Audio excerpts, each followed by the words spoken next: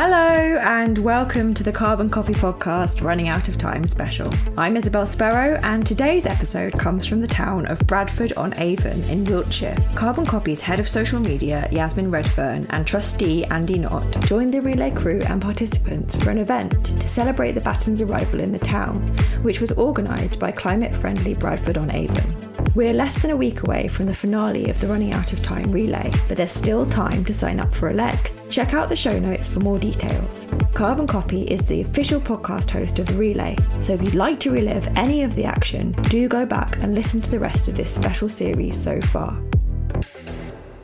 The relay day started in Bath, and runners, including Green Runners co-founder Damien Hall, carried the baton 11 kilometres to Christchurch Primary School on the edge of Bradford on Avon. Children from the school then participated in a short leg of the relay before being joined by other runners including Andy and Running Out of Time co-founder Dan Thompson, who took the baton along to Tithe Barn, the venue for the Relay, Reuse, Repurpose event. Yasmin spoke to Rowena Quantrill from Climate Friendly Bradford on Avon to learn more about the group.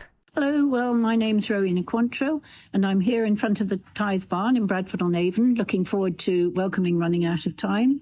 I'm part of Climate Friendly Bradford on Avon, and we were founded in 2006, so we've been going quite a while, and there's whole groups of us. In fact, our newsletter goes out to over 500 people, so we've got lots of people involved, and we have 6 different groups, so people can get involved in the things that really interest them, but it's all to do, obviously, with reducing carbon emissions. So we've got a sustainable food and drink group, an energy group, a zero waste group, a sustainable traffic group. We've got a families group, which is part of the community involvement group. So it's one of the few groups in the town that actually involves younger people. So many of the groups, are just aging people who care but are losing their energy a bit.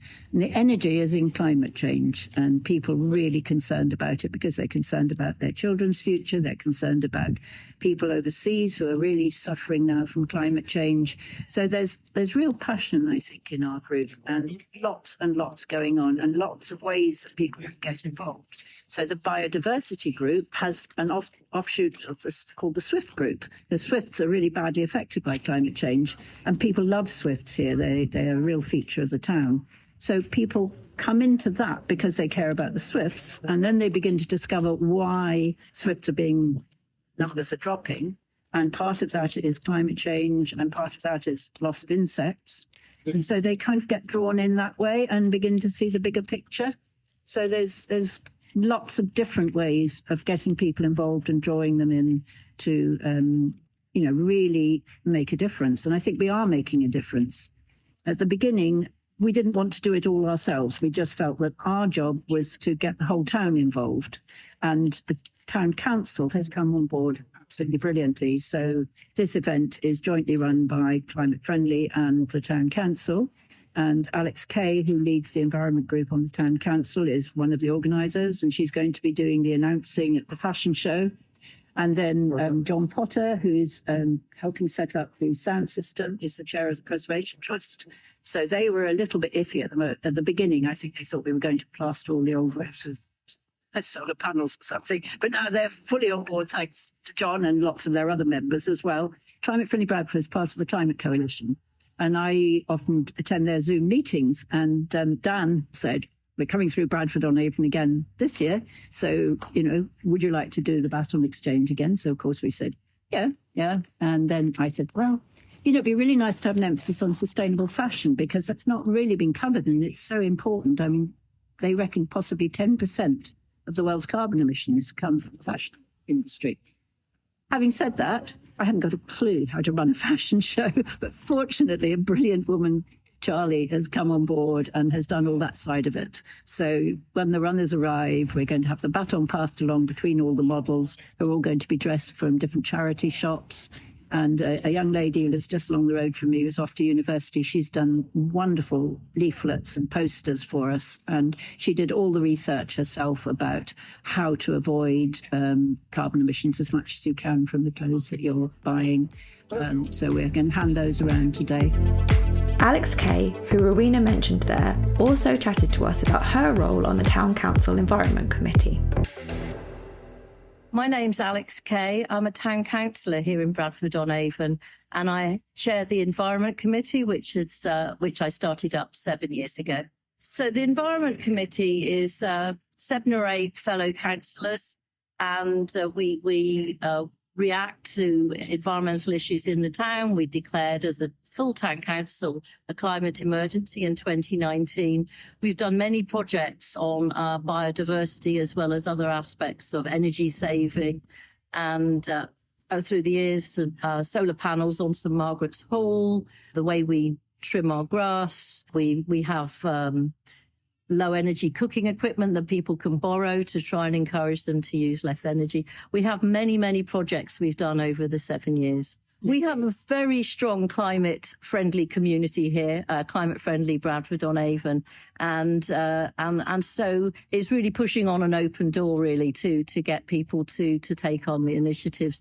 But our target is to get more and more people to be engaged with saving energy, to reusing clothes, to upcycling, recycling, and do the best we can to reverse the climate emergency and the ecological emergency that we are finding ourselves in. Running Out of Time is really inspirational because it goes on for quite a while and it addresses so many communities, and it brings in art. Well, we decided to have an artistic response to it as well, and we also had lots of different sports, and it has runners and it has children and it has old people, and that's really exciting as well. And we've added in a bit of fashion here as well, because that's a huge polluter of the world, and we need to address that too.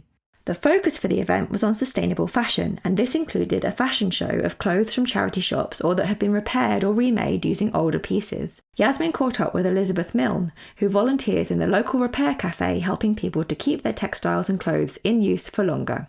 So my name's Elizabeth Milne, and I volunteer with the Repair Cafe in Bradford-on-Avon. So we run a cafe every month, and we have a group of volunteers who do lots of different sort of like electronics, sewing or general repairs, and then people bring their items along that need repairing, and we hopefully try on most occasions to repair them. So I'm not on the organising committee, but there's obviously leaflets around the town, and I think they do lots of advertising at different events to encourage people to come along. But we have people doing different tasks. So we have people who bake lovely cakes, and they come along to donate for the cafe side. And then we have organising committee, and they do all the rosters and the real admin side, which is brilliant because it organises us all. And then all the repairers, we just turn up and we bring our skills and we turn up on the day and do all the repairing, and that's our side. So I went to probably one of just the open days in town, and they had a stall advertising for people to get involved and they're interested. And I do a lot of sewing and all sorts of needle crafts and things, and it's just something I love doing, repairing and mending, so I put my name down. So I was asked to come along to represent the Repair Cafe and represent that sort of the sewing side, really, which is all about upcycling fashion and repairing your clothes or giving them a new life. So I've just brought along some things either that I've made myself, or I've got a skirt that I altered because I didn't like it, and I sort of changed the shape to make it, have a better life. I think you just got to go with the 3 R's, really. Reduce, first of all. Do you actually need any more clothes? Can you just use what you've already got? And then, recycling, mending, swapping with friends, just more of what you've already got rather than going out and buying it brand new each time. Following the event, the baton was taken towards Trowbridge by runners including Laura Briggs from Running on Plants. We caught up with her earlier in the relay, and here she is talking about the campaign. I'm Laura Briggs, and I'm working with the Climate Relay, but I also look after a project called Running on Plants, which is a campaign to encourage people to try a plant-based diet and get running. Running on Plants was actually set up a year ago now by a filmmaker called Tom Pickering, and he's a lifelong vegan. He's never eaten meat, and he really wanted to kind of just get more people really living a compassionate life. Obviously, being plant-based is kinder to animals, and it's, of course, much better for the environment. So I came on board last year, and we set about getting more people to sign up to Running on Plants and try and get them to run a 5K in June. So we have a 5K June challenge whereby people will run 5K at the beginning of the month. Then they will take a benchmark time. Then they will try a plant-based diet and follow our training plan. And at the end of June, hopefully, fingers crossed, they should have improved their time and hopefully get a PB. So obviously Running on Plants encourages people to eat a plant-based diet. And as we know, eating plants is far better for the environment. Meat and meat production is a huge cause of global emissions, not just transportation of animals, but the loss of land, water used for feed and all that encompasses. So not only is it healthier, it's much, much better for the planet. And that's a really good reason why people should get plant-based, in our opinion. We have thousands of followers now, which is great. We have a Strava group and people are really involved in that. And we have an Instagram and Facebook channel where people can get involved on Running on Plants. So it's a growing community and it's really supportive. And on our website, Running on Plants, we offer loads of free resources as well. So people can start their journey or continue their plant-based journey with our help and guidance and get a bit of hand-holding. And we also partner with the likes of the vegan runners and plant-based health professionals, Switch for Good as well, and nutritionfacts.org. So there's loads of really good peer-reviewed articles on our website, recipes, and just tips and hints really on how to stick to a plant-based diet. The great thing about Running on Plants and our kind of little challenges is that you can join wherever you are in the world. We are not all about elite athletes. If you just want to start running, that's amazing. If you want to just start out on your plant-based journey, that's amazing. It really encompasses everybody. In fact, the good thing about it, I would say, is we're not targeting necessarily runners or vegans. What we want to do is target people that maybe haven't tried running or who haven't tried eating a plant-based diet. We want to get them involved. So it really is open to all ages and all people, all abilities, everywhere in the world. So the climate relay was just something that really kind of spoke to me. I all for the environment. I think we should be speaking up about it. You know, this is a really important election year as well. I followed it last year and it was something I would have loved to have got involved with. So this year I put myself forward and I'll be running a leg from Bradford on Avon to Trowbridge and just helping the guys out, get the message out there and hopefully deliver that message to Parliament on July the 4th. I think it's about opening those dialogues and having conversations about people who are participating in your sports. Not everybody wants free T-shirts. Not everybody wants free bottles of water. Just really being mindful about the little changes that you can make that will improve our environment. The climate crisis is, it's upon us now, isn't it? We're running out of time, quite literally. And, we need to do something about it now. It's about everybody coming together, being really open about what we can do better and accepting as well that we can't always be perfect, but we have to try and make small changes to get there. The final guest on today's episode is Judith Hammond, who took the baton 15 kilometres by bike on Friday afternoon. Judith pondered whether she might in fact be the oldest participant in this year's climate relay, but that certainly didn't seem to get in the way of her joining in. My background is that I'm a nurse, midwife, health visitor, social worker.